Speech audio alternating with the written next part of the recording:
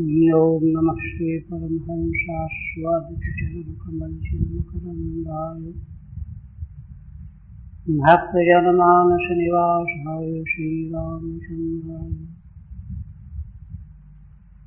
वागीशाय यस्य वदने लक्ष्मीर्यस्य च वक्षसि यस्यास्ते हृदये संवित्तं सिंहमहं भजे। विश्वसर्ग विसर्गादि नवलक्षणलक्षितं श्रीकृष्णाख्यं परं धाम जगद्धाम नमामि तत्।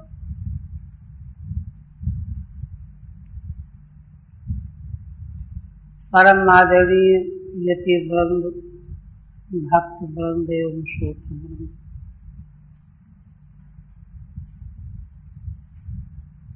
जन्मांतरे भवेत् पुण्यं तदा भागवतं लभेत। इस सूक्ति के अनुसार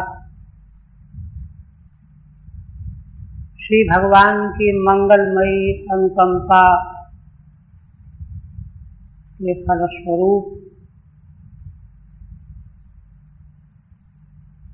हम लोग श्रीमद् भागवत के 10वें स्कंद में भगवान के पावन लीला चरित्र का चिंतन कर रहे हैं। चतुर्थ अध्याय में जब देवी देवकी के द्वारा अत्यंत दीन होकर कारुणिक क्रंदन करते हुए कन्या को छोड़ने की प्रार्थना की गई, किंतु उस दुष्ट कंस ने भर्त्सना पूर्वक छीन लिया और पैर पकड़ करके पत्थर की शिला पर पटकने लगा। वैसे ही वे उनके हाथ से वो तो योग माया छूट करके आकाश में चली गई। वहाँ उन्होंने अपना परमेश्वरी स्वरूप दिखाया, प्रकट किया। 8 भुजाएं, अस्त्र शस्त्रों से युक्त, सुंदर वस्त्र अलंकार और सारे ब्रह्मांड के देवता, यक्ष, किन्नर, गंधर्व देवी की स्तुति कर रहे हैं, उनको उपहार अर्पण कर रहे हैं, उनके चरणों में नतमस्तक हो। उसी अवस्था में कंस को कहा कि मूर्ख, तो क्या मुझे मारना चाहता है? पूर्व शत्रु तेरा जहाँ कहीं भी प्रकट हो चुका है, व्यर्थ में शिशुओं का वध करने का अपराध तो क्यों कर रहा है? ऐसा कह करके, संकेत दे करके और भूमंडल के अनेक स्थानों में देवी तत्त नाम से और रूप से प्रकट हो करके प्रसिद्ध हो गई। यह देख करके कंस को बड़ा विस्मय हुआ। तब उसने अत्यंत दुखी होकर, व्यग्र होकर बलदेव देवकी को बंधन से छोड़ दिया। पिछले दिन टीका रह गई थी कुछ,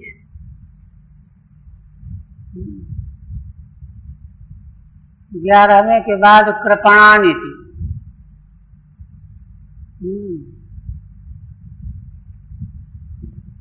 किम मया हतया मंद जातः खलु तवान्तकृत।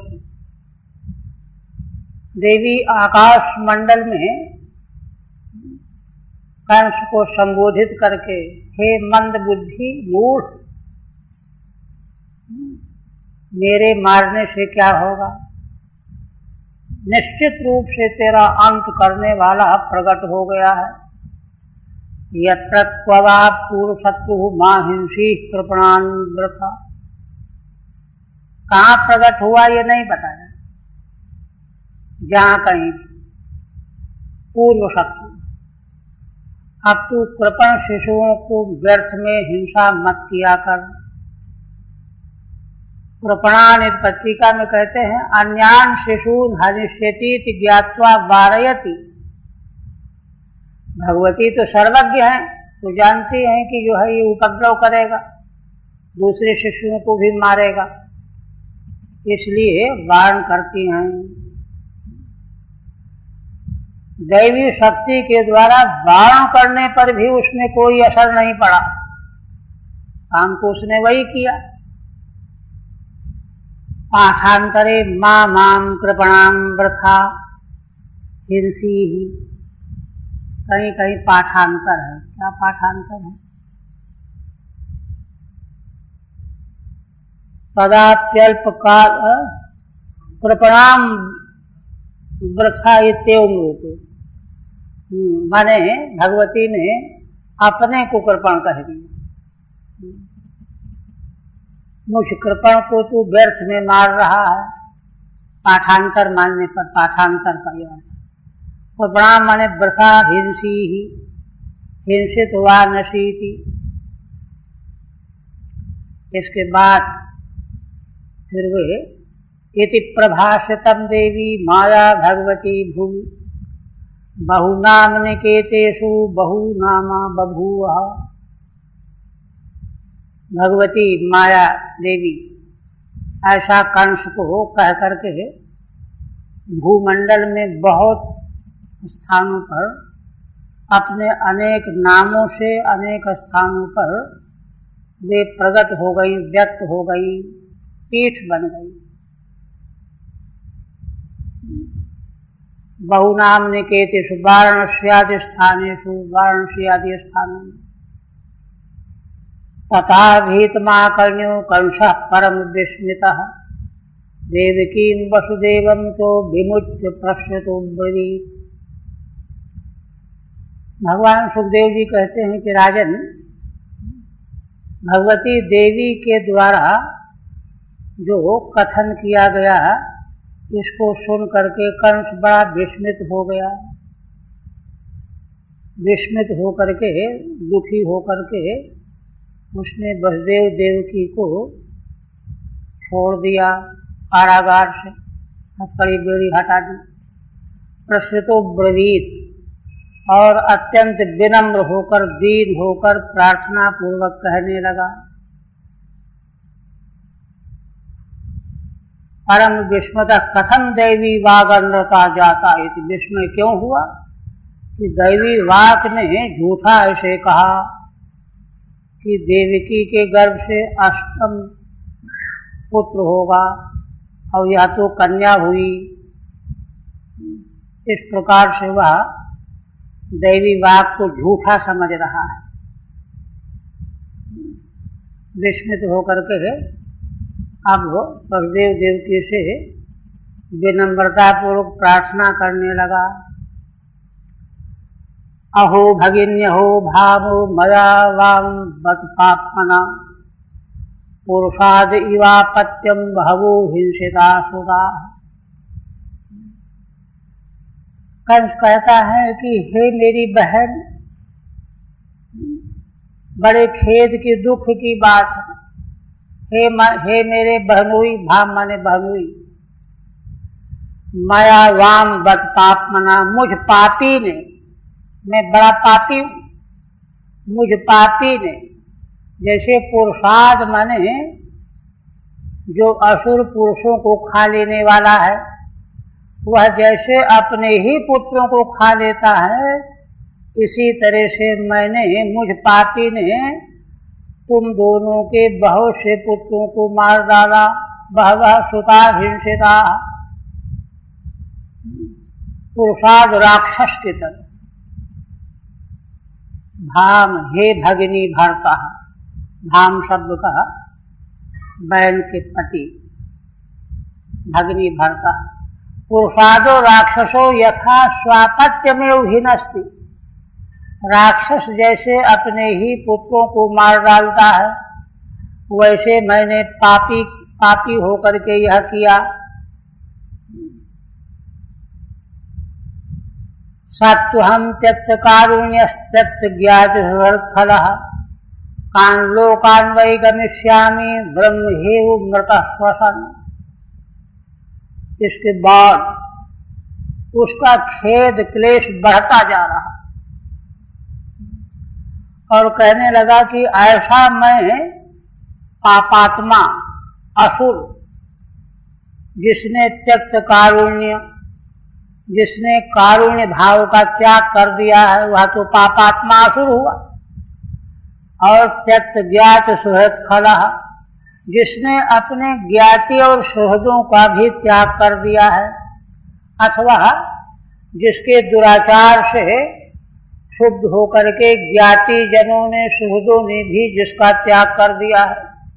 मैं तो ऐसा हूं, अपने ज्ञाति जनों में, परिचितों में, अपने सुहृदों में मैं क्या अपना मुंह दिखाऊंगा कि मैंने अपनी बहन के पुत्रों को मार डाला। मैं तो महान खल हूं। अब पता नहीं कान लोकान वै गमिष्यामि, मुझे कौन से लोकों में जाना पड़ेगा, नरक के लोकों में। ब्रह्मेव मृतः श्वसन, जैसे ब्राह्मण की हत्या करने वाला नरक के लोकों में जाता है, इसी प्रकार से मैं भी पता नहीं कौन से ब्रह्म हत्यारे को प्राप्त होने वाले लोकों को जाऊंगा। मरने के समय में गरम गरम श्वास लेता हुआ। ठीक है नहीं। फिर कहता है दैवत्यन्द्रतम भक्ति न मर्त्या एव केवलम। देखिए, अब दैव को दोष दे रहा है कि आखिर मैंने यह पाप कर्म क्यों किया। आकाशवाणी ने झूठा कहा कि 8वें गर्भ से तेरा काल पैदा होगा। तो दैवमत्यन्द्रतम भक्ति न मर्त्या एव केवलम। आज मुझे मालूम पड़ा कि देवता भी झूठ बोलते हैं, केवल मनुष्य ही झूठ नहीं बोलते। यद विश्रम्भादहं पापः स्वसुर निहतवान शिशुर, क्योंकि उस आकाशवाणी के विश्वास करके ही मैंने अपनी बहन के शिशुओं का वध कर डाला, पाप कर डाला। इस तरह से महान क्षोभ, क्लेश, दीनता व्यक्त कर रहा। इसके बाद फिर देखिए, अब वेदांत के उपदेश करने, आसुरी वेदांत। जैसे सप्तम स्कंध में हिरण्यकशिपु ने हिरण्याक्ष के मरने के बाद माता, भाई की पत्नी, पुत्र सब व्यग्र थे, दुखी थे। बड़ा लंबा उसने लेक्चर दिया सप्तम स्कंध में। उसी तरह से यह भी आसुरी वेदांत व्यक्त कर रहा है। आसुरी वेदांत क्यों है? माने वेदांत जो है जीवन में अवतरित होना चाहिए। आचरण तो इस प्रकार का, बातें वेदांत की। तो इसलिए आसुरी वेदांत कहा जा रहा है। मां शोचतम महाभागा वात्मजान स्वकृतम भुजः जंतवो न सदैकत्रो दैवाधीनास्तदासते। कंस कहता है, हे महान भाग्यशाली, द्विवचन दोनों के लिए, वसुदेव देवकी के लिए, तुम लोग बिल्कुल शोक न करो। किनके लिए? आत्मजान स्वकृतम भुजः, क्योंकि सारे जीव अपने ही कर्म का फल भोगा करते हैं। तो इसलिए तुम्हारे पुत्रों ने भी अपने ही कर्म के फल स्वरूप जो है मृत्यु को प्राप्त किया, इसलिए उनको लेकर के शोक न करो। जो हो गया सो हो गया। एक बात तो ये। जंतवो न सदैकत्रो दैवाधीनास्तदासते। तो अब वसुदेव देवकी की ओर से ये कहा जाए कि ठीक है, जीव तो एक दिन मरते ही हैं, किंतु अभी तो जन्म ही हुआ था। 150 वर्ष 10-20 वर्ष रह लेते, फिर मृत्यु हो जाती तो कोई बात नहीं। तो क्या कहता है, जंतवो न सदैकत्रो दैवाधीनास्तदासते। असल बात यह है कि सारे जंतु दैव के अधीन है। दैव माने ईश्वर, ईश्वर के अधीन है। इसलिए ईश्वर के अधीन होने से वे सदा एक जगह नहीं रह सकते। तो इसलिए है ना, वो दूसरा जन्म लेकर के और जगह जाएंगे, फिर जन्म लेकर मर करके फिर और जगह जाएंगे, फिर और जगह जाएंगे, एक जगह नहीं रह सकते। क्योंकि ईश्वर का यह लोक विधान इसी प्रकार का है। ठीक है, हे महाभागव स्वाकृतम भुज स्वारब्ध कर्म भोक्तृन स्वात्मजान मां शोचतम। आप लोग बड़े भाग्यशाली हो जो जीव अपने ही किए गए कर्म का फल भोगने वाले हैं। माने स्वारब्ध कर्म भोक्तृन, अपने द्वारा किए गए जो 3 प्रकार के कर्म हैं उन्हीं कर्मों को भोगने वाले होते हैं। ऐसे ही तुम्हारे पुत्र भी थे। तान स्वात्मजान मां शोचतम, उन अपने पुत्रों के लिए भी शोक न करो। एक बात तो ये, किंच जंतव प्राणिना सदा नाशते किंतु अल्पकाल में वो। सभी जीव प्राणी हमेशा संसार में नहीं रह सकते, थोड़े समय तक रहते हैं। चारों ओर यही देखा जाता है। अच्छा, थोड़े समय तक भी रहते हैं, उसमें भी यह है कि तदापि एकत्र नाशते, एक ही जगह रहें, एक ही शहर में रहें, ये भी नहीं है। थोड़े समय रहेंगे और एक ही जगह नहीं रहेंगे। किंतु वियुज्यन्ते, अपने सगे संबंधियों के साथ थोड़े दिन रहते हैं, फिर वियुक्त हो जाते हैं। यह तो दैवाधीना, कारण इसका क्या है कि सारे जंतु जीव दैव के अधीन हैं। ऐसा मान करके आप लोग शोक न करो। फिर यह जो बात कह रहा है इसमें दृष्टांत दे रहा है। कहता है भूभौमानि भूतानि यथा यान्त्यपयान्ति च नायमात्मा तथैतेषु विपर्येति यथैव भूः। कंस कहता है कि भू में, पृथ्वी में, जो पृथ्वी की मिट्टी से बने हुए देह आदि, भूतानि माने देहा, देहों के देह शरीर भूतों से बने हैं। यथा यान्त्यपयान्ति च, तो ये आते हैं और जाते हैं, देह पैदा होता है, नष्ट होता है। जैसे मिट्टी से बने हुए घड़े रहते हैं, फिर टूट जाते हैं, नष्ट हो जाते हैं। इसी तरह से केवल देहों का आना जाना, जन्म और मृत्यु हुआ करती है। आत्मा का जन्म मृत्यु नहीं। नायमात्मा तथैतेषु, आत्मा ऐसा नहीं है कि वह पैदा हो और जन्म ले और मरे। ये तो केवल 5 भौतिक देह ही उत्पन्न होते हैं और चले जाते हैं, मरते हैं। आत्मा न जन्म लेता है न मृत्यु को प्राप्त होता है। तथैतेषु विपर्येति यथैव भूः, देहों में आत्मा ज्यों का त्यों बना रहता है। जैसे भू माने पृथ्वी, पृथ्वी से बने हुए, मिट्टी से बने हुए घट आदि, मिट्टी ज्यों क्यों त्यों बनी रहती है, उनकी आकृति नाम रूप बनते हैं और बिगड़ते हैं। ऐसे समझना चाहिए। सदा नाशते इत्यनेन यदुक्तम जन्म मरणादि तदपि देहानामेव। पहले श्लोक में कहा ना कि जीव सदा संसार में नहीं रह सकते, थोड़े समय तक रहते हैं। तो इस पर भी वह और आगे बात बढ़ा रहा है कि जन्म मरणादि तदपि देहानामेव। देह का ही जन्म होता है, देह की ही मृत्यु होती है। नात्मना, आत्मा का न जन्म है न आत्मा की मृत्यु है। इत्या भूवीति, भूतानि माने देहा,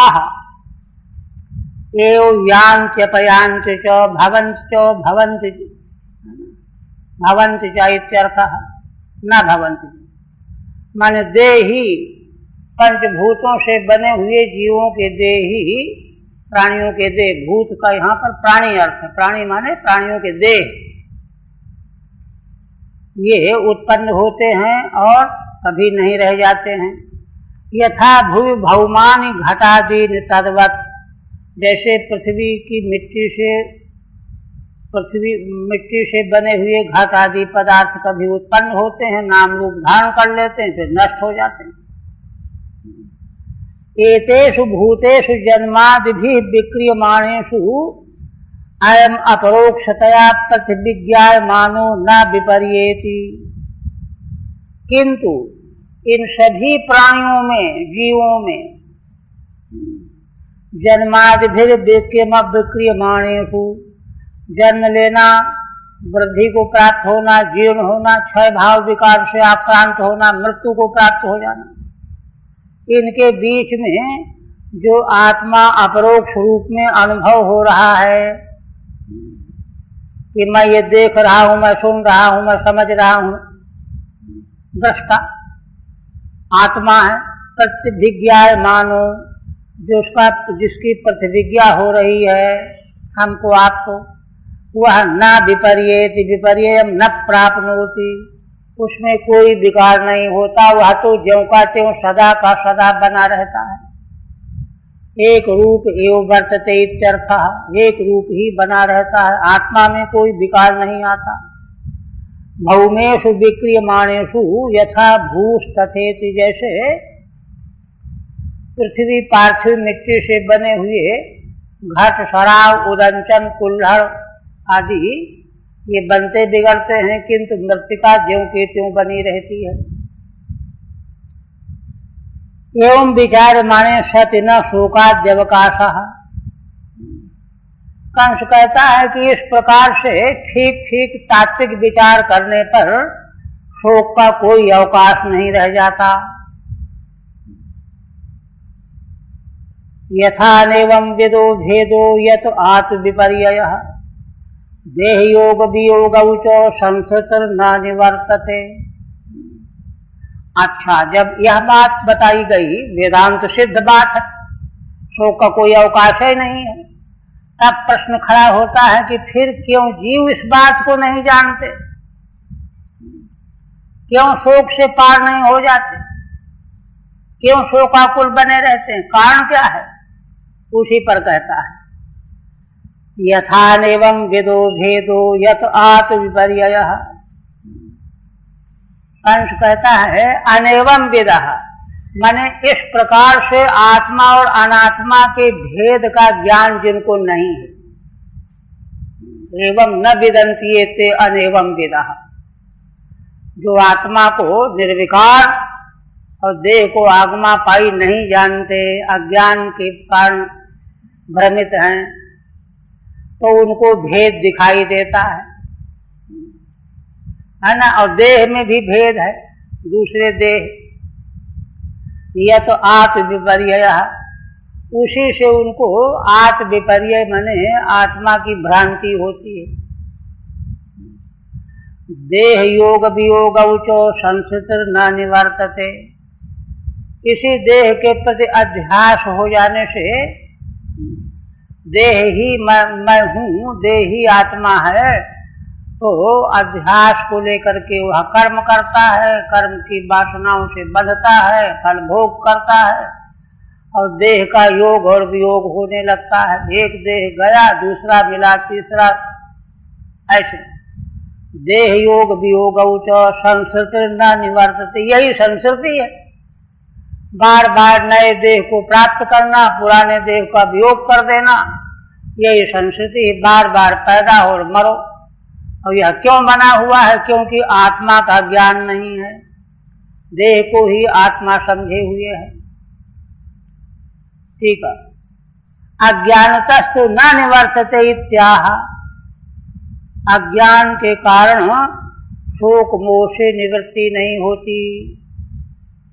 अज्ञानी जीव यथा यथावत अनेवम विदः एवं अजानतः, आत्मा और अनात्मा का जो पार्थक्य पीछे कहा गया दृष्टांत दे करके, ऐसा जो नहीं जानता, अजानता, आत्म विपर्यय, उसको आत्मा की भ्रांति होती है। जो आत्मा नहीं है, देहादि है ना, उसी को आत्मा मान बैठता है। विपर्यय भ्रांति। देहात बुद्धिर भवति यतो विपर्याद भेदो भवति, और इसी विपर्यय के कारण दूसरा देह जो है मुझसे अलग है, वो मैं थोड़े हूं। माने जहां देहाध्यास हुआ तो क्या हुआ कि संसार के प्रत्येक प्राणी से, प्रत्येक जीव से वह अपने को अलग मानने लगा, भेद मानने लगा। उसी भेद मानने की दृष्टि से शत्रु मित्र बनाने लगा। ये शत्रु है, ये मित्र है, ये अपना है, ये पराया है। तो विपर्याद भेदो भवति देहाहंकार ह्यात्मनि परिच्छिन्ने, देह के पर जो अहंकार है कि मैं देह ही हूं, इस अहंकार के कारण दूसरा देह मैं नहीं हूं, ये तो दूसरा है। आत्मनि परिच्छिन्ने सति इदंकारास्पदम भिन्नम, तो आत्मा को उसने परिच्छिन्न मान लिया, और दूसरा जो है इदम करके है ना, सह करके है, तत् करके वो भिन्न हो गए, अलग हो गए। इदंकारास्पदम भिन्नम भवति यतो भेदाद पुत्राद देहर योगो वियोगश्च, इसी भेद दृष्टि के कारण पुत्रादिकों के प्रति देह से योग और वियोग होता है। देहर योगो वियोगश्च ततः संस्कृति ही, और उसी से उसको सुख दुख की संस्कृति प्राप्त होती है। आत्मदृष्टि हो तो पुत्रादि के देह में भी तो आत्मा वही है, सुख दुख न हो। इति यावद अज्ञानम न निवर्तते इत्यर्थः, जब तक अज्ञान बना रहता है आत्मा का, तब तक यह निवृत्त नहीं होता। इसलिए तस्माद् भद्रे स्वतनयान् मया व्यापादितानपि मानसोच यतः सर्वः स्वकृतं विन्दते वसः। अंश पुनः कहता है कि वेदांत की दृष्टि ये है, आत्म तत्व ये है, आसुरी वेदांत सुना रहा। इसलिए हे भद्रे सती देवी, मेरे द्वारा मार दिए जाने पर भी अपने पुत्रों के लिए शोक न करो। मानुसोच क्या है यहाँ पर? मानुसोच, मानुसोच है। अच्छा ठीक है, हाँ, केवल एक के लिए है, देवकी के लिए। यतः सर्वस्वकृतं विन्दते वसः, क्योंकि देखो इस संसार में सभी प्राणी, सभी जीव अपने ही किए गए कर्म का फल परवश होकर के प्राप्त करते हैं, भोगते हैं। इसलिए न तो पुत्रों के बारे में शोक करना चाहिए, और ना मैंने मारा है मुझसे द्वेष करना चाहिए, ईर्षा भी नहीं करनी चाहिए, क्योंकि वह तो उनका कर्म का फल ही था। दोनों का निवारण कर रहा। एवं उक्त प्रकार नैते तव तनया, इस प्रकार से उक्त वेदांत दृष्टि से ये कोई तुम्हारे पुत्र नहीं है। नैते तव तनया अहम तु तावन न घातितवान, ना ये तुम्हारे कोई पुत्र हैं और ना मैंने इनको मारा। आत्मा तो मारने वाला कर्ता भी नहीं है और वध क्रिया का कर्म भी नहीं है, दोनों नहीं है ना। तथा अपि अज्ञान दृष्टिया स्वतनयान मया व्यापादिता नति। इस प्रकार से अज्ञान की दृष्टि से अपने पुत्रों को मेरे द्वारा मारे जाने पर भी मान सूचेति सांत्वयति, ऐसा कह करके सांत्वना दे रहा है कंस। तस्मादिति अज्ञानाशय निव कार्य कर्मवाद माह यतहिति, क्योंकि कर्म के फल स्वरूप देह प्राप्त होता है, सुख दुख प्राप्त होता है, भोग प्राप्त होता है और कर्म होता है अज्ञान से। इसलिए अज्ञानाशय ही कर्मवाद है।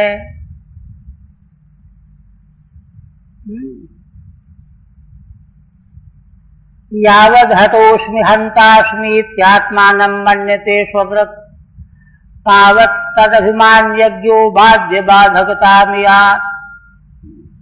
अब कोई प्रश्न कर दे कि अच्छा अगर ऐसी बात है, वेदांत की दृष्टि है, तो वेद भगवान फिर क्यों कहते हैं कि ब्रह्म हत्या करने वाले को यह पाप मिलेगा, यह नरक मिलेगा? इस पर कहता है यावद् हतोस्मि हन्तास्मि इत्यात्मानं मन्यते स्वव्रत। अस्वद्रक माने आत्म स्वरूप को न जानने पहचानने वाला, आत्मा का अज्ञानी प्राणी जब तक है ना, मुझे मारा गया है, मैं हत हो गया हूं, मैंने मारा है, हंतास्मि माने मारने का कर्ता और मारने का कर्म, यह आत्मा को मानेगा। और यह मान्यता अज्ञान के बिना हो नहीं सकती, अज्ञान जनित मान्यता है ना। अज्ञान क्यों है? क्योंकि अपने को जानता नहीं, अस्वद्रक है। तावत् तदभिमान यज्ञ, वह अज्ञानी तब तक कर्ता और कर्म क्रिया का अभिमानी बना रहेगा। बाध्य बाधकतामिया, तब तक बाध्य बाधक भाव को प्राप्त करना पड़ेगा उसको। एक मारने वाला बन गया, एक मरने वाला बन गया। ठीक है। कथम तदि ब्राह्मणादि हंतु तद्बध्यस्य च प्रायश्चित्त श्रवणम। फिर ब्राह्मण आदि का वध करने वाले अपराधी को है ना प्रायश्चित्त क्यों विधान किया गया वेद में, शास्त्र में? अज्ञान मूल में वेत्याह, अज्ञान मूल। लेकिन देखो अज्ञान मूल का मतलब यह है कि ज्ञान हो जाने पर तो यह पाप उससे होगा ही नहीं।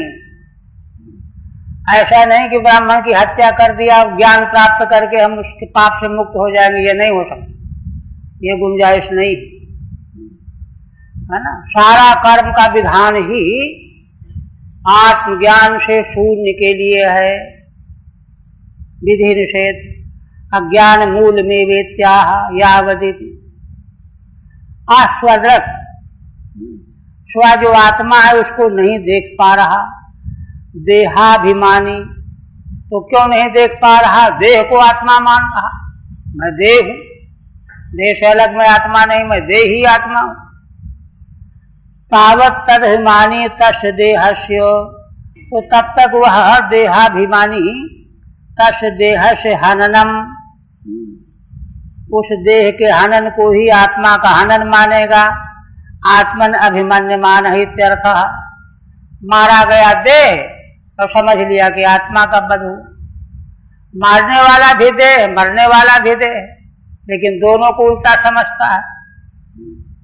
ये तब तक बना रहेगा, ज्ञान जब तक है तब तक यह बुद्धि बनी रहेगी। क्षमध्वम मम दौरात्म्यम साधवो दीनवत्सलाः इत्युक्त्वा सुमुख पादौ श्यालः स्वशोः अथागृहीत्। भगवान सुखदेव जी वर्णन करते हुए कहते हैं कि कंस अंत में कहता है कि हे मेरी बहन बहनोई, मैंने ये दौरात्म किया है। मैं स्वयं दुरात्मा हूँ, दुष्ट हूँ, मेरे इस दौरात भाव को क्षमा कर दो। साधु पुरुष जो होते हैं वे दीनों पर वात्सल्य भाव रखने वाले हैं होते हैं। मैं इस समय बहुत दीन हो रहा हूँ, मुझे क्षमा कर दो, मेरे अपराध को माफ कर दो। ऐसा कह करके कंस जो है देवकी और वसुदेव के चरणों में गिर पड़ा रोता हुआ। इत्युक्त्वा अश्रुमुखा, रो रहा था, अश्रु बह रहे थे। और श्यालः स्वशोः पादौ अथागृहीत, बहन बहनोई, स्वशोः में द्विवचन है, माने देवकी और वसुदेव दोनों के चरणों में गिर पड़ा। दोनों पूज्य हैं, आदरणीय। स्वशोः पादौ अग्रहीत, उनके चरण पकड़ सिर रख दिया। टीका में कहते श्यालः कंसः, पत्नी के भाई को श्याल कहते हैं, कंसः।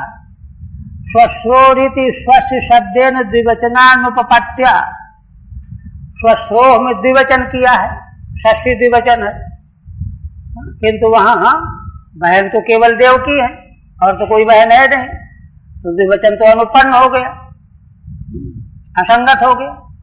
द्विवचनानुपत्या मिथुन गण द्वारा मिथुन लक्षणया, मिथुन गण द्वारा माने दोनों को गिना जाएगा, बहन बहनोई दोनों। मिथुन में लक्षणा होगी, मिथुन लक्षणया स्वस्य तत्पत्योर अभिधानम, बहन और बहन के पति वसुदेव, इनका यहाँ कथन किया गया मानना चाहिए। माने एक स्वस्य शब्द जो है बहन वाचक है, वाच्यार्थ है। दूसरा स्वस्य शब्द जो है वह लक्षणा से बहनोई वाचक है, लक्षणा है। तो इस तरह से लाक्षणिक अर्थ मान करके और दोनों को जो है दोनों में एक शेष कर दिया, स्वरूपाणाम एक शेष एक विभक्त होकर के, तो एक शेष करके द्विवचन बन गया स्वस्व। एक तो समाधान ये है स्वस्य तत्पत्योर अभिधानम लिंग समवाय न्यायेन। दूसरी बात एक मीमांसा की कह रहे हैं श्रीधर स्वामी, लिंग समवाय न्याय। लिंग समवाय न्याय का लौकिक उदाहरण तो यह है क्षत्रियो यान्ति। 10 व्यक्ति जा रहे थे, उनमें एक के हाथ में छाता था, तो किसी आदमी जाओ दौड़ के उनको रोको, छाते वाले जो जा रहे हैं उनको रोक लो, हमको बात करना है। तो छाते वाले एक से ज्यादा तो थे ही नहीं, तो छाते वाले क्षत्रियो यान्ति कह रहे हैं। तो समुदाय में एक छाते वाला होने से सारे जो है परिगणित हो गए जैसे, उसी तरह से बहन तो यहाँ एक ही है देवकी देवी। अब वही अजहत लक्षण से, अजहत स्वार्थ लक्षणा से यहाँ पर जो है वसुदेव देवकी दोनों का ग्रहण हो जाएगा। मीमांसा में जो है एक वेद के मंत्र का उदाहरण दिया गया है, उसी को यहाँ कह रहे हैं। लिंग समवाय न्यायेन प्राण भृत उपदधाति, प्राण भृत उपदधाति ये मंत्र है। यहाँ प्राण भृत शब्द के द्वारा, प्राण भृत शब्द का यहाँ प्रयोग हुआ है मंत्र में। तो प्राण भृत शब्द के द्वारा प्राण भृत से आरंभ करके 8 मंत्रों का वहां संग्रह है। तो वे 8 मंत्र वहां पर ग्रहण किए जाएंगे और ग्रहण करके उस यज्ञ कुंड में सभी इष्टिकाओं, ईंटें से जो यज्ञ कुंड बनता है ना, तो उनकी पूजा की जाएगी, स्थापना की जाएगी, तत्त देवता की स्थापना की जाएगी। तो इसी को पूर्व मीमांसा दर्शन में लिंग समवाय न्याय कहा। एक ही मंत्र के लिंग, लिंग को देख करके वो सारा प्रकरण ले लिया गया, 8 मंत्र ले लिए गए। और उन मंत्रों का प्रयोग चूंकि यज्ञ कुंड के संबंध में होता है, विनियोग उनका है, तो इसलिए विनियोग में आने वाले मंत्रों का समग्र का ग्रहण किया गया है। इसी न्याय से यहाँ स्वस्थ शब्द के द्वारा लिंग समवाय न्याय से वसुदेव देवकी दोनों का ग्रहण हो गया। प्राण भृत उपदधाति वत् देवकी वसुदेवयो प्रत्येकम पादम अग्रहीदित्यर्थ। देवकी वसुदेव दोनों के चरण ग्रहण किए कंस ने। श्याल शब्देन वह कथंचित वसुदेवाभिधानम, अथवा कहते हैं कि अन्याय लगाओगे तो बड़ा कठिनाई पड़ेगी ना, क्लिष्ट कल्पना है। लक्षणा का प्रयोग करना, न्याय का संचार करना क्लिष्ट कल्पना है। कहते हैं एक रास्ता और भी है, अर्थ तो लाना पड़ेगा। दोनों के चरण उसने स्पर्श किए, तो कहते हैं श्याल शब्द है इसी पद में। तो श्याल कहते हैं पत्नी के भाई को। तो अब पत्नी का भाई जो श्याल शब्द का अर्थ है, वाच्यार्थ है, तो बहन का पति भी उससे संबंधित हो गया, बहन हुई। तो उस शब्द के द्वारा भी जो है ग्रहण हो जाएगा। कथंचित वसुदेवाभिधानम, दोनों तरह से हो जाएगा। इसके बाद मोचयामास निगदाद विश्रब्ध कन्यका गिरा देवकीं वसुदेवं चो दर्शयन्नात्म सौहृदम। भगवान सुखदेव जी कहते हैं कि स्वयं कंस ने अपने हाथ से वसुदेव देवकी की हथकड़ी बेड़ी को तोड़ दिया, अलग कर दिया। उसको कन्या ने जो आकाशवाणी आकाश में जाकर के कहा था, उस पर उसको पूरा विश्वास हो गया। पहले वाली आकाशवाणी को फेल समझ लिया उसने, इसको जो है उसने विश्वास कर लिया। तो ये हो सकता है कि आकाशवाणी में केवल ध्वनि सुनाई पड़ी, कोई दिखाई तो दिया नहीं। इसमें तो ध्वनि भी सुनाई पड़ी और देवी दिखाई भी पड़ी, 8 भुजाएं हैं, सब कुछ है, इसलिए विश्वास हो गया। और इसलिए उनको दोनों को छोड़ दिया। देवकी वसुदेवम च दर्शयन्नात्म सौहृदम, और वसुदेव देवकी के प्रति अपना सौहार्द भाव दिखाने लगा। आत्म सौहृदम है ना, प्रिय बातचीत करने लगा, बार बार अपने को कोसने लगा, मैं बड़ा नीच हूँ, बड़ा मैंने दुष्टता का काम किया है, बहुत बड़ा पाप किया है, और रोता जाए, कहता जाए।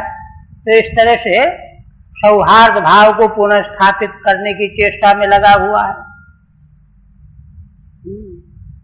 भ्रातु समनुतप्तस्यो क्षांत रोषा च देवकी। आप देखिए, ये तो एक पक्ष रहा, अब वसुदेव देवकी वाला पक्ष देखिए। दैवी भाव और आसुरी भाव में कितना जमीन आसमान का अंतर होता है, ये देखिए। भगवान सुखदेव जी कहते हैं कि राजन, देवकी देवी ने जब देखा कि अरे मेरा भाई इतना दुखी हो रहा है, इतना संतप्त हो रहा है, भ्रातु समनुतप्तस्यो क्षांत रोषा च देवकी, उनका सारा रोष शांत हो गया। क्षण कोपाहि साधवा, रोष तो देवी देवकी ने किया ही नहीं। उस दुष्ट के सामने रोष करने से क्या मिलता, वो तो दुख ही प्रकट कर रही थी, किंतु भीतर रोष था कि देखो यह कितना निकृष्ट है, नीच है। अब उनके मन से रोष भी निकल गया, मन निर्मल हो गया। ये दैवी संपत्ति का लक्षण है। शांत रोषा च देवकी व्यसृजत वसुदेवश्चो प्रहस्यतम उवाच। और केवल देवकी देवी में ही नहीं, वसुदेव जी ने भी कंस के प्रति जो दुर्भावना बनी हुई थी हृदय के भीतर, उन्होंने भी त्याग दिया पूरी तरह से। कुछ नहीं, वह तो बनावटी वेदांत बोल रहा था, किंतु ये तो ज्ञाता है वेदांत के। वस्तु स्थिति तो यही है, जैसे बोल रहा है, उसके जीवन में हो चाहे न हो, लेकिन भले आदमी के जीवन में तो होना चाहिए। तो ऐसा कह करके रहस्यतम उवाच, मुस्कुरा करके हंस करके बोले। देखिए, है ना, एक तो रहस्य का अर्थ यह है कि उसको विश्वास हो गया कि इन्होंने रोष छोड़ दिया, एक ये। दूसरी बात यह है कि भगवान के दैवी विधान में व्यक्ति को नरमच नहीं करना चाहिए। ये संसार जो है ईश्वर के नियंत्रण में चल रहा है। ईश्वर के नियंत्रण में चलने वाले संसार के प्रति शिकायत करना, क्षुब्ध होना, काल ही कर्म ही ईश्वर ही मिथ्या दोष लगाए, मिथ्या दोष देना। तभी तो नारद जी की माता जी को जब सर्प ने दस लिया तो स्वयं बता रहे हैं, अनुग्रहम मन्यमानः। तब मुझे लगा कि जो भगवान सभी जीवों पर अनुग्रह करने वाले हैं, उन्होंने अनुग्रह किया, मुझको चांस दे दिया। माँ के प्रेम अनुराग आसक्ति के कारण वे जा नहीं सकते थे, और कोई ज्यादा अवस्था, कोई ज्यादा ज्ञान भी नहीं था कि कहाँ जाए क्या करें। अब उसको अनुग्रह मान करके चले गए। तो इसलिए हंस करके कहने लगे। ठीक है, नहीं क्या कहते हैं बसदेव जी, एवमेतन महाभागो यथा बदस दे।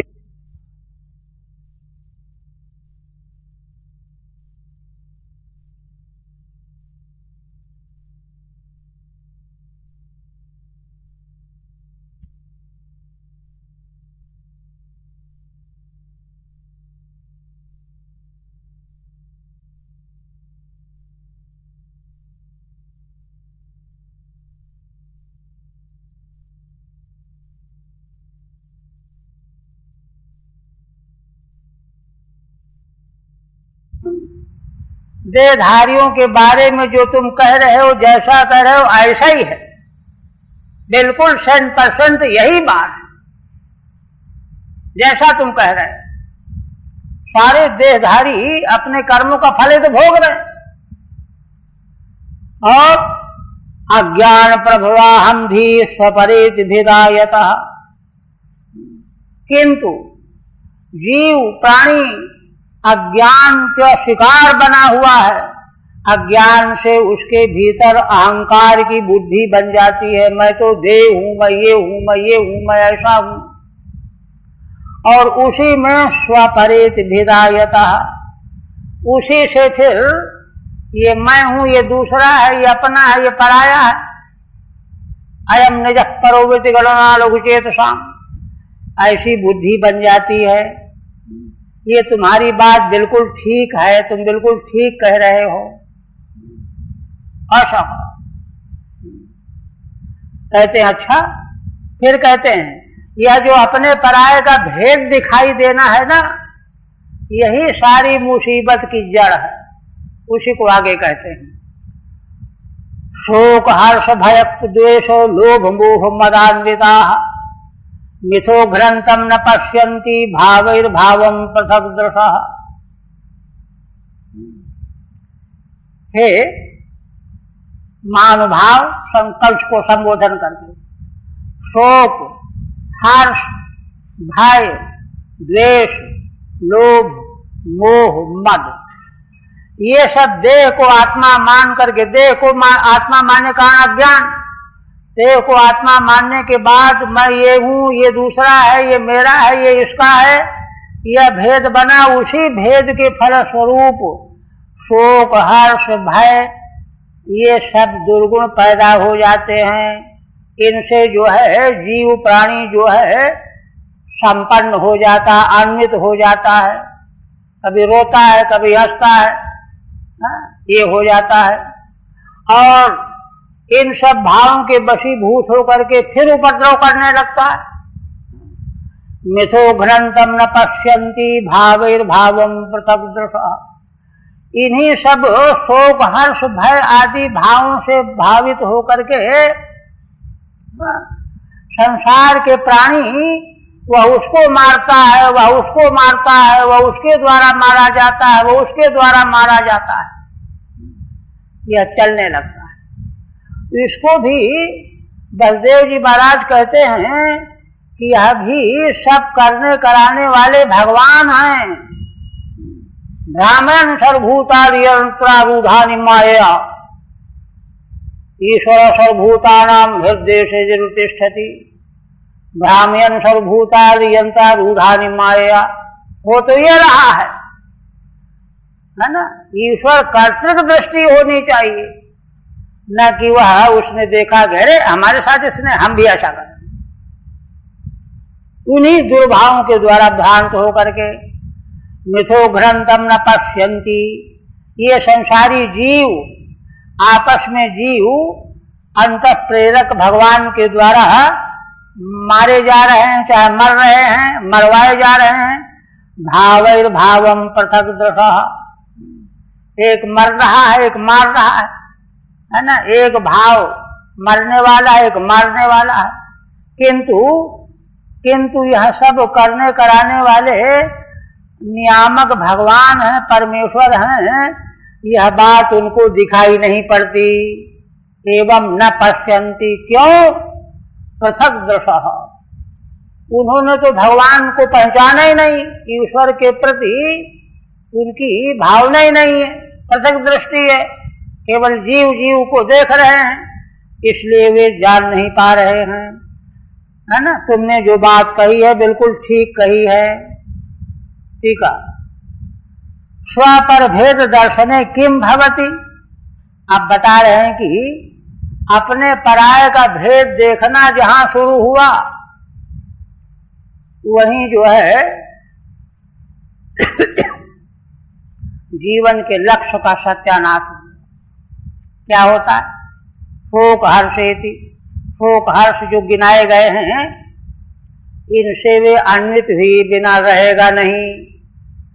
कोई न कोई भाव आते जाते रहते हैं, बनते बिगड़ते रहते, अन्वित हो जाएगा।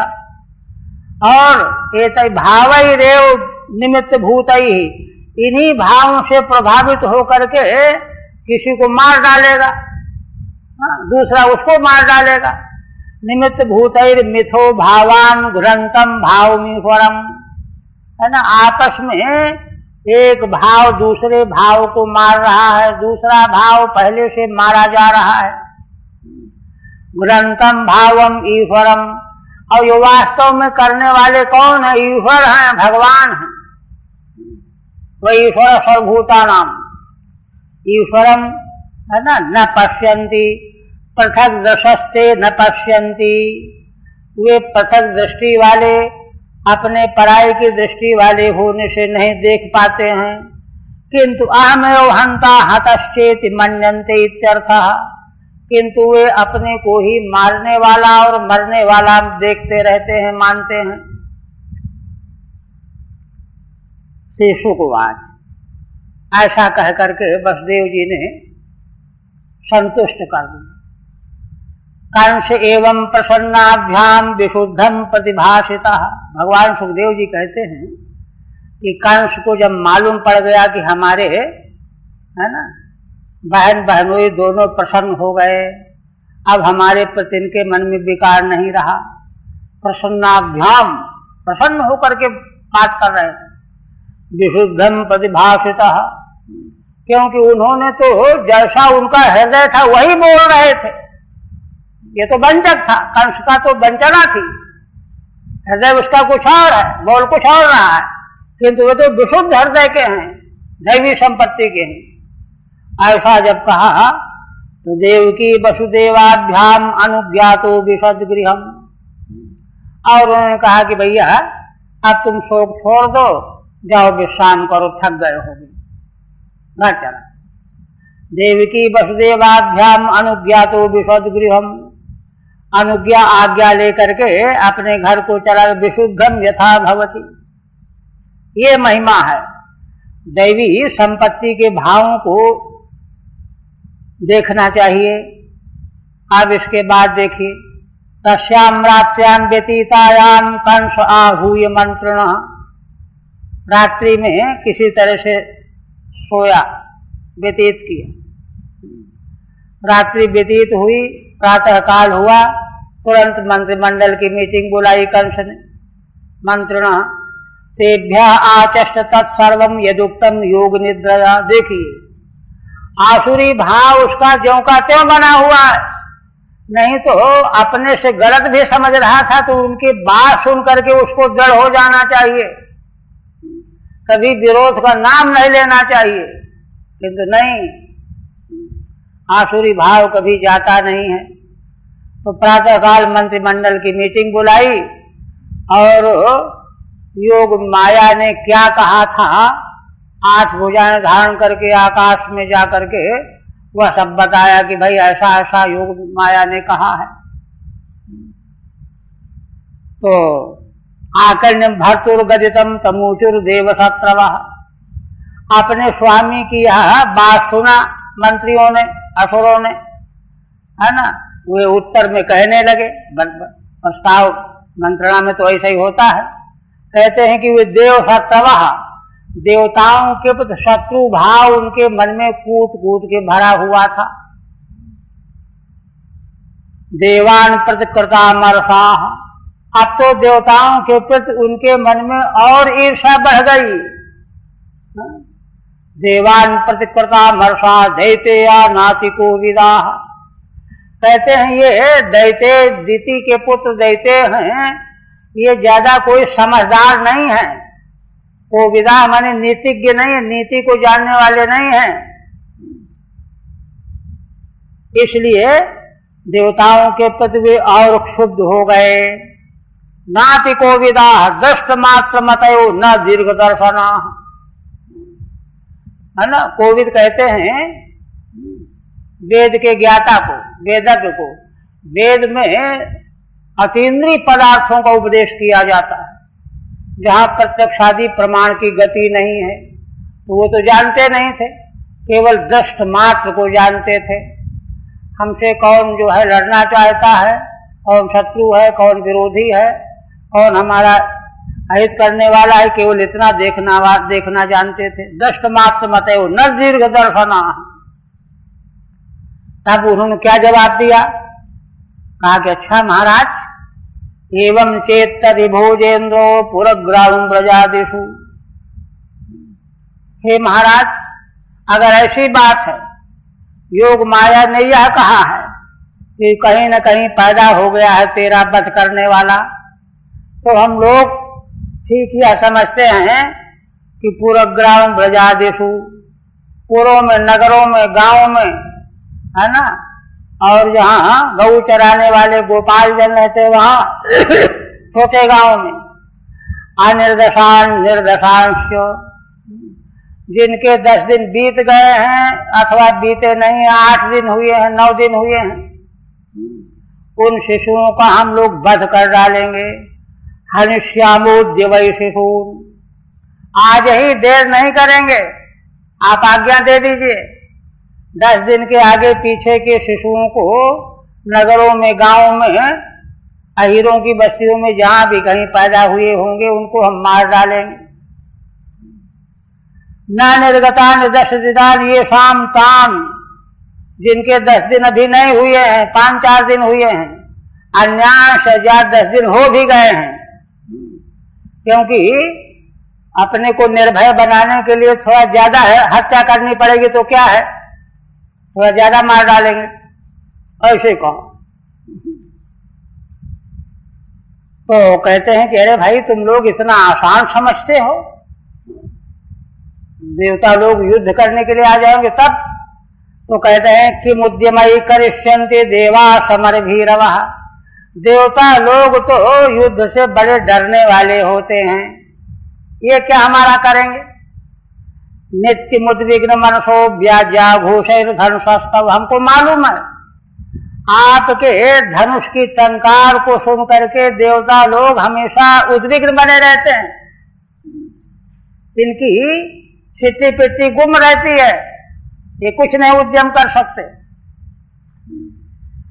आशतस्ते शरभ्रातैर्हन्यमाना समन्ततः जिजीविषव उत्सृज्यो पलायन पराययुः, कहते हैं कि देखो, जिस समय आप अपने धनुष में बाण चढ़ाने लगते हैं, टंकार होने लगती है, प्रहार करने लगते हैं, है ना, तो ये लोग, देवता लोग अपने जीवन की रक्षा करने के लिए भागने लग जाते हैं। पलायन पराययुः, भाग दौड़ शुरू कर देते हैं। अश्वतो विद्यतः शतः, केवल बाण आप चढ़ाना और छोड़ना शुरू करते हैं। उत्सृज्य रणम त्यक्त्वा, युद्ध छोड़ करके भाग जाते हैं। और कोई कोई तो इतने डर जाते हैं कि चित्रांजलयो दीना न्यस्त शस्त्रादिवौकसः, कुछ देवता तो अपना अपना अस्त्र शस्त्र फेंक देते हैं और आकर के हाथ जोड़ करके गिड़गिड़ाने लगते हैं। मुक्त कच्छ शिखा केचित भीता स्मृति वादिना, कोई अपनी लांग खोल देते हैं, शिखा खोल देते हैं, पगड़ी उतार देते हैं, हम आपकी शरण में आए हैं, हम बड़े डरे हुए हैं, हमारी रक्षा करो, ऐसा कहने लगते हैं। किंतु हे महाराज, न त्वं विस्मृत शस्त्रास्त्रान विरथान भय संवृतान, आप उस अवस्था में उनका वध नहीं करते। जब देखते हैं कि ये तो शस्त्रास्त्र छोड़ चुके हैं, रथ से अलग हो गए हैं और भयाक्रांत हैं, तब आप उनका वध नहीं करते। आप बड़े धर्मात्मा हैं, इसलिए वध नहीं करते, है ना। न हंसी अन्यासक्त विमुखान, इतना ही नहीं, कोई देवता दूसरी ओर देखने में लगे होते तो भी नहीं मारते, विमुख होते हैं तो भी नहीं मारते। भग्न चापा न युद्धतः, किन्हीं के धनुष बाण टूट गए हैं तो भी नहीं मारते, अथवा युद्ध बंद करके खड़े होते नीचे सिर किए रहते, उनको भी नहीं मारते। आप तो बड़े दयालु हैं, है ना। अन्यासक्तान विमुखान चेत नहंसी न हिनत्सी, जो अन्य में आसक्त दूसरी ओर देख रहे हैं, कहीं पहाड़ की शोभा देख रहे हैं, मन इधर नहीं है युद्ध की ओर, विमुख हो गए हैं, उनको आप नहीं मारते हैं। किम क्षेम सूरैर विबुधैः असंयुग विकथनैः, रहो जुषा किम हरिणा शंभुना वा बनौकसा, है ना। तो इसलिए हे महाराज, ये देवता तो जब कोई लड़ाई झगड़ा नहीं होता, तब ये जो हैं बड़ी बड़ी बातें करते हैं, लंबी चौड़ी, हम ये कर डाल सकते हैं, हम ये कर डालेंगे, ये कर डालेंगे, है ना। क्षेम शांति रहती तब ये देवता जो हैं बड़ी बड़ी बड़बड़ की बातें करते हैं। संयुग विकथ नहीं, रहो जुषा किम हरिणा शंभुना वा बनौकसा। आप यह भी सोच लीजिए कि इनके रक्षक भगवान विष्णु, वो भी एकांत में पड़े रहते हैं अपना क्षीर समुद्र में, केसैया में, उनको क्या मतलब है। इनको ये लोग जब जाके चिल्लाएंगे तो इनको हम जाने नहीं देंगे उधर कि जाकर के रोवेंगा मैं। रहो जुषा किम हरिणा शंभुना वा बनौकसा। रही बात भगवान शिव की, वे भी देवताओं के रक्षक रहते हैं, तो उनका क्या है, वे तो इलाहाबाद के जंगल में रह रहे हैं इस समय, एकांत में वन में पड़े हुए हैं, उनको कोई ध्यान ही नहीं है। रही बात इंद्र की कि इंद्रनाल्प वीर्येन, इंद्र तो बड़ा डरपोक है, इसमें क्या दम है ना। ब्रह्मणा वा तपस्यता, और ब्रह्मा तो तपस्या में लगे रहते हैं, इसलिए वे भी क्या कर पाएंगे। क्षेमे निर्भय देशे शूरैः, निर्भय देश में ये शूरता की बातें करते हैं देवगण। संयुगादन्यत्र विकथनम प्रौढ़वादो येषां तैः, युद्ध भूमि के अतिरिक्त जो है बहुत बातें करना प्रौढ़ीवाद है। ननु हरेर विभेमी, अगर आप कहो कि भगवान विष्णु से मुझे डर लगता है, शंभोश्चेति, और शिव जी से डर लगता है, तो इस पर समाधान कर रहे हैं कि अरे है ना, भगवान विष्णु तो एकांत में पड़े हुए हैं। रहो जुषाइति सर्वस्यात्यंत प्रविष्टेन क्वचिदपि बहिरदृष्टेनेत्यर्थः, वे तो सभी जीवों के भीतर ही अंतर्यामी रूप से बने रहते हैं, बाहर तो कभी बाई चांस दिखाई देते हैं, इसलिए उनसे क्या डरना है। पुरुष प्रवृत्ति रहितम, है ना। इलाव्रत बनमो को यश्य। रही बात भगवान शिव की, तो वे तो ऐसे इलाव्रत के जंगल में इस समय हैं जहां मनुष्य जाता ही नहीं है। देवता वहां जाएंगे ही नहीं कि जाकर के रोने लगे, इसलिए उन शिव जी से भी कोई डरने की बात नहीं है। किंतु महाराज एक बात है, क्या? तथा देवा सापत्न्यान नोपेक्षा इति मन्महे। लेकिन फिर भी देखिए, देवता आखिर हमारे शत्रु हैं, शत्रु की उपेक्षा नहीं करनी चाहिए, हम ऐसा मानते हैं। ततस्तन्मूल खन्ने न्यूंसास्मान अनुव्रतान। इसलिए आप निश्चिंत होकर के न बैठें, देवताओं के मूल को उखाड़ फेंकने की दिशा में हम लोगों को लगा दीजिए। हाँ, हम लोग आपके अनुयायी हैं, भक्त हैं, विश्वासी हैं, हमको लगाइए, है ना। इन देवताओं का मूल नाश करने की आज्ञा दीजिए। देवताओं का मूल क्या है? भगवान विष्णु। विष्णु भगवान का मूल क्या है? सनातन धर्म। ये सब बात आगे कह रहे हैं, तो उसको नष्ट करने के लिए हमको नियुक्त कर दीजिए। यद्यपि उद्यमैर देवा न किंचित कर्तुम समर्था। यद्यपि उद्यम के द्वारा देवता कुछ कर नहीं सकते, तथापि नीति अनुसर्तव्या इत्याहु। लेकिन देखो, नीति शास्त्र का अनुसरण जरूर करना चाहिए। शत्रु कमजोर होने पर भी उसको कमजोर नहीं समझना चाहिए। और कहते हैं, यथा मयोंगे सौपेक्षितो न शक्यते रूढ़ पदश्चिकित्सितुम। हे महाराज, जैसे आमय मन रोग, मनुष्य जब उसकी उपेक्षा कर देते हैं, अरे फिर देखा जाएगा कौन बड़ा रोग है, तो वह जब आगे चल करके रूढ़ हो जाता है तो उसकी फिर औषधि संभव नहीं होती, असाध्य बन जाता है। इसी तरह दूसरा दृष्टांत और, यथेन्द्रिय ग्राम उपेक्षितस्तथा। कोई साधक हो और इंद्रियों की उपेक्षा कर बैठे, उनको मनमाना व्यवहार करने दे, तो उसकी भी योग साधना नष्ट हो जाएगी। तथा रिपुर महान बद्ध बलो न चाल्यते। तो इस तरह से दोनों दृष्टांतों की तरफ से शत्रु अगर पहले ध्यान न दिया गया तो महान बलशाली बन जाता है, फिर उसको रोकना कठिन हो जाता है। रूढ़ पदो बद्ध मूला, उपाय फिर नहीं हो सकता। मूलम विष्णुर्देवानां यत्र धर्मः सनातनः तस्य च ब्रह्म गोपिकास्तपो यज्ञा सदक्षिणाः। अब देखिए शास्त्र की दृष्टि क्या है। भगवान विष्णु देवताओं के मूल हैं।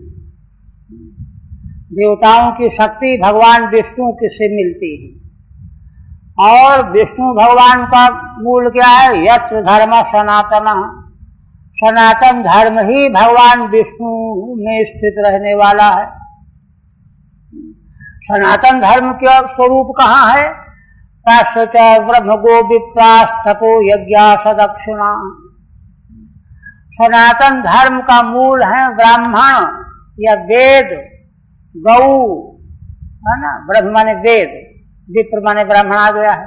गौ ब्राह्मण, तपस्या यज्ञ, दक्षिणा वाले यज्ञ, ये जो हैं सनातन धर्म के 5 मूल हैं। देवानाम मूलम विष्णु सच यत धर्मस्तत्रास्ते। देवताओं का मूल विष्णु भगवान है, और विष्णु भगवान वहां रहते हैं जहां धर्म रहता है। और धर्म के, सनातन धर्म के मूल जो हैं 5 हैं वेदादि। तस्मात् सर्वात्मना राजन ब्राह्मणान ब्रह्मवादिनः तपस्विनो यज्ञशीलान गास्य हन्मो हविर्दुघाः। इसलिए हे महाराज, ठीक उपाय ये है, हम लोग सब प्रकार से ब्राह्मणों को, ब्रह्मवादियों को, तपस्वियों को, यज्ञ करने वाले याज्ञिकों को, यज्ञशीलान, और गायों को, हन्मो हविर दुखाहा, यज्ञों की सामग्री का वे दूध घी का क्षरण करते हैं, इनको मार डालेंगे। विप्रागावश्य वेदाश्चो तपः सत्यम दमः समः श्रद्धा दया तितिक्षा च कर्तव्यो हरीश तनु। कहते हैं कि भगवान राजन ब्राह्मण, गौ, वेद, तप, सत्य, दम, सम, श्रद्धा, दया, तितिक्षा और क्रतु माने यज्ञ, ये 11 भगवान के शरीर हैं। कितनी बड़ी बात। हृदय में इनको अच्छी तरह से स्थापित कर लेना चाहिए, है ना। इसको हानि पहुंचने वाली कभी कोई बात नहीं बोलना चाहिए।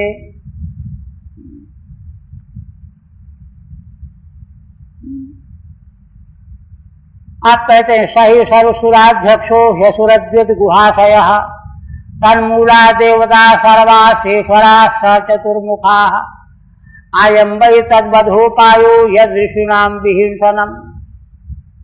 अंतिम में कहते हैं कि राजन, सारे देवताओं के अध्यक्ष भगवान श्री विष्णु हैं और वे असुरों से द्वेष करते हैं और सभी जीवों की बुद्धि में निवास करने वाले हैं, है ना। उन्हीं के मूल से देवता लोग फलते फूलते हैं। तन्मूला देवता सर्वा शेषरा सचतुर्मुखा, और भगवान शिव और ब्रह्मा भी उन्हीं के मूल से हैं, ईश्वर से शिव। आयं वै तद्वधोपायो यद ऋषिणाम विहिंसनम। इसलिए देवताओं के वध का उपाय या विष्णु को पराजित करने का उपाय यही है, ऋषियों की हिंसा कर दी जाए, ऋषियों को मार डाला जाए, ये उपाय। किंच विप्रादयो हरे रेव तनवः यस्मात् तस्मात् अयमेव उपायः इत्याहुः। इसलिए यही एक उपाय है। श्री शुकवाच एवं दुर्मंत्रभिः कंसः सह सम्मंत्र दुर्मतिः ब्रह्महिंसां हितं मेने कालपाशाव्रतोऽसुरः। देखिए भगवान सुखदेव जी क्या कहते हैं, इस प्रकार से दुष्ट मंत्रियों की मंत्रणा को सुना कंस ने। स्वयं दुर्मति तो था ही, उसके सारे मंत्री भी दुर्मंत्री थे, उनसे मंत्रणा किया उसने और मंत्रणा करके पास कर दिया। ठीक है, प्रस्ताव पारित। हाँ, अब सबको काम सौंप दिया गया, जाओ पूरब पश्चिम उत्तर दक्षिण, है ना। ब्राह्मणों को, वैदिकों को, यज्ञों को, गौओं को और वर्ग बना दिए गए। शिशुओं को मारने का, सबको मारने का काम करो, ऋषियों को मारो। ब्रह्महिंसां हितं मेने कालपाशाव्रतोऽसुरः।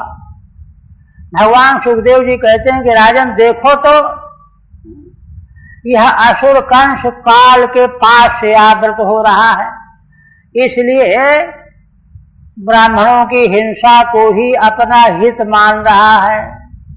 दुष्ट मंत्रियों की मंत्रणा से प्रसन्न होकर के ब्राह्मणों की हिंसा को ही अपना हित मान रहा है। संदिश साधु लोकस्यो कदने कदन प्रियान। और अंत में सभा उठने के पहले आज्ञा दे दिया, जाओ जो मांस प्रिय लोग हैं असुर, जाओ साधु लोग का एक भी कोई बचने न पावे, मार डालो, खा डालो। जो है हिंसा करने में जिनको कोई क्लेश नहीं होता था, मांसाहारी थे, काम रूप धरान दिक्षु, और जो चाहते वैसा रूप भी धारण कर लेते थे। दानवान गृहमा विफत, है ना। ऐसे दानवों को कंस ने काम बांट दिया और स्वयं अपने घर चला गया। ठीक है नहीं। तेवैरज प्रगतस्तमसा मूढ़ चेतसः सताम विद्वेषमाचेरुः आरागागत मृत्यवः। कहते हैं भगवान सुखदेव जी कि वे सब असुर रजोगुणी तमोगुणी प्रकृति वाले थे। इसीलिए मूढ़ चेतना वाले थे। उन लोगों ने सताम विद्वेष माचेरुहु, सदपुरुषों के प्रति साध पुरुषों से विद्वेष का आचरण करना आरंभ किया। क्यों ऐसा किया? आरागागत मृत्युवः, क्योंकि उनकी मृत्यु बिल्कुल निकट आ गई थी। इससे बढ़ करके पाप तो संसार में कोई होता ही नहीं। आरात माने समीपम आगतो मृत्युर्ये शांते। आगे एक बात और कहते हैं सिद्धांत की। भगवान सुखदेव जी कहते हैं, राजन देखो, साधु पुरुषों के प्रति विद्वेष आज तो बड़ी तेजी से बढ़ रहा है। क्या होता है? आयु श्रियम यशो धर्मम लोकान आशीष एव च हन्ति श्रेयांसि सर्वाणि पुंसो महदतिक्रमः। पुरुष के, है ना, किस पुरुष के? जो महान पुरुषों का अतिक्रमण करने वाला है, उनका अपराध करने वाला है, उनका तिरस्कार करने वाला है। ऐसे मनुष्य की आयु, श्री, शोभा, यश, धर्म और लोक जो परलोक में प्राप्त होने वाले हैं और आशीर्वाद के रूप में जो वरदान मिलने वाले थे, ये सब के सब जो है नष्ट हो जाते हैं। सर्वान श्रेयांसि हन्ति, उसके सारे श्रेयों को महान पुरुषों का अतिक्रम अपराध जो है नष्ट कर देता है, खत्म कर देता है। इसलिए इन दैत्यों का यही हो रहा है, इसलिए उस काम में लगने जा रहे हैं। हरि ओम तत्सत् श्रीमद् भागवते महापुराणे। ठीक करेंगे? सताम विद्वेषो न मृत्यु मात्र हेतु।